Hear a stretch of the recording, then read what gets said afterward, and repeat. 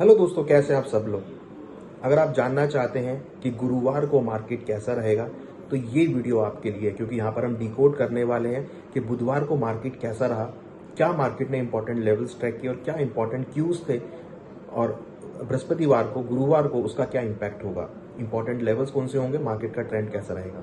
तो अगर हम बात करें बुधवार को, तो मार्केट एक पॉजिटिव नोट पे क्लोज होता हुआ नजर आया। जो हम एक्सपेक्ट कर रहे थे वैसा ही ट्रेंड हमने भारतीय शेयर बाजार में आता हुआ दिखा। यहाँ अगर हम बात करें तो निफ्टी ऑलमोस्ट करीबन 24,170 के लेवल पे करीबन 0.76% पे क्लोज होती हुई नजर आई। हालांकि बैंक निफ्टी फ्लैट नोट पे रहा, मगर अगर हम बात करें सेंसेक्स की तो वो करीबन 0.79% के गेंस के साथ 77,496 के लेवल पे क्लोज होता हुआ नजर आया। हालांकि अगर हम पिछले 2-3 हफ्तों की बात करें तो मार्केट इसी रेंज में ट्रेवल कर रहा है, कोई बड़ा ब्रेकआउट या ब्रेकडाउन नहीं देखने को मिल रहा है। प्राइसेस में बहुत रेंज बाउंड मोमेंटम देखने को मिल रही है। बट इंटरेस्टिंगली क्या है कि भाव जो है यहाँ पर कहीं ना कहीं कंसोलिडेट होते हुए नजर आ रहे हैं और लोअर लेवल्स पे अच्छी खरीदारी देखने को मिल रही है।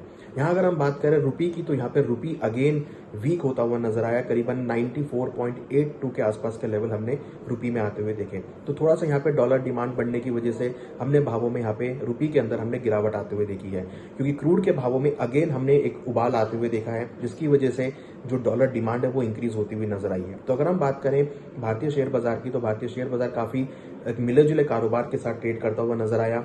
रिजल्ट सीजन है, यहाँ पे कंपनीज के रिजल्ट भी आते हुए दिखाई दिए, जिसकी वजह से मार्केट को कहीं ना कहीं लोअर लेवल पे सपोर्ट आता हुआ दिखाई दिया है। तो अगर हम बात करें कि गुरुवार को मार्केट कैसा रह सकता है, तो यहाँ अगर हम बात करें तो निफ्टी में अगेन 24,300 और 24,500 ये इंपॉर्टेंट रेजिस्टेंस लेवल है।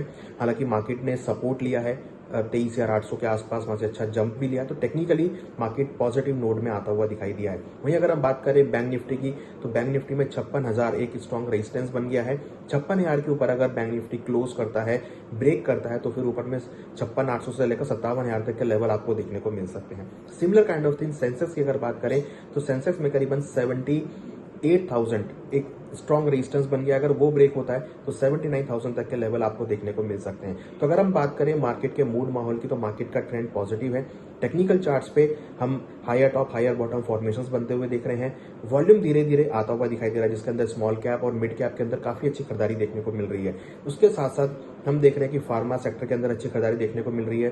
साथ में अगर हम बात करें तो एफएमसीजी सेक्टर के अंदर खरीदारी देखने को मिल रही है, मेटल सेक्टर के अंदर खरीदारी देखने को मिल रही है, बैंकिंग सेक्टर के अंदर खरीदारी देखने को मिल रही है। तो ओवरऑल लग रहा है कि ये जो सेक्टर्स हैं इनमें आने वाले दिनों में भी मोमेंटम देखने को मिलेगा और मार्केट का जो मूड माहौल है वो पॉजिटिव मूड में है।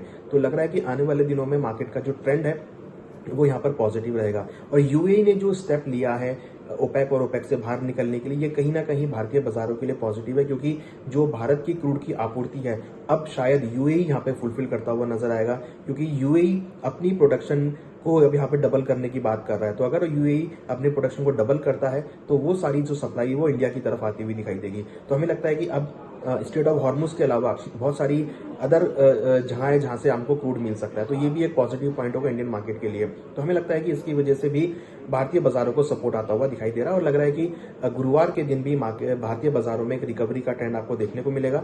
मार्केट अपने सपोर्ट लेवल से रिकवर होता हुआ दिखाई देगा और कहीं ना कहीं बाई ऑन डिप्स की स्ट्रेटेजी जो है निफ्टी, बैंक निफ्टी, सेंसेक्स में देखने को मिल सकती है। हालांकि रुपी की तरफ से थोड़ी सी निराशाजनक देखने को मिल रही है। रुपी अभी भी यहाँ पे वीक होता हुआ नजर आ रहा है। हालांकि अगर हम बंगाल के इलेक्शंस की बात करें जो कि बुधवार को हुए थे, वहां पे काफी अच्छा रेस्पॉन्स देखने को मिला है।